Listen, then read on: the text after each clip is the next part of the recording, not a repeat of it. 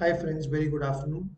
In today's video, I'll be talking about RBI floating rate saving bonds 2020 taxable. Please note that this is a free educational video purely for the purpose of learning.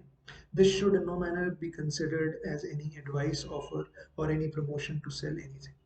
Okay, so before I begin, what prompted to make this video was I received a number of queries on understanding what these bonds or what are uh, uh, floating rate bonds and particularly this type of bond and also salient feature of this bond.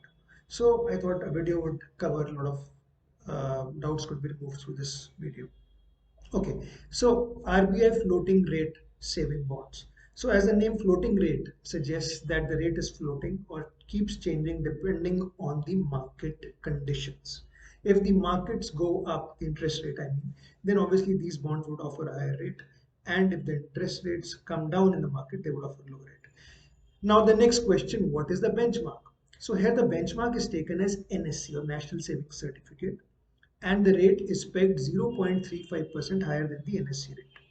So till about recently the rate was 7% and basis that logic 0.35 was added. So 7.35% was the rate for the floating rate bond for the current period. So that means from 1st January onwards till 30th June, this is the rate. Number two is now the rates have revised from NSE very recently to 7.7%.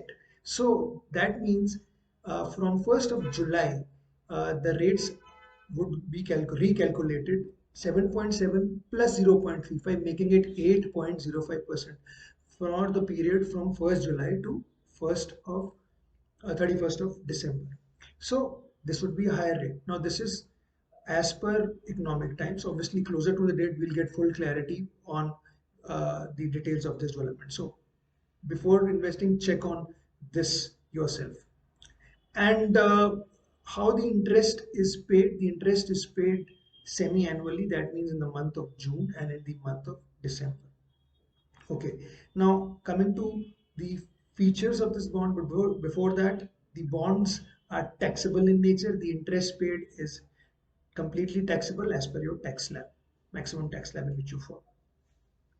Okay, and for any tax related thing, obviously, please consult your chartered accountant because uh, tax matters are always best left to the people who take care of your tax needs. Okay, now coming to the overall category, individual investors, HUF can invest. Obviously, you can also check if other people can invest. There is no maximum limit of investment in this. The bonds can be held in electronic form in the bond ledger account and obviously in physical form like a certificate, which is a default mode in which you can get these bonds.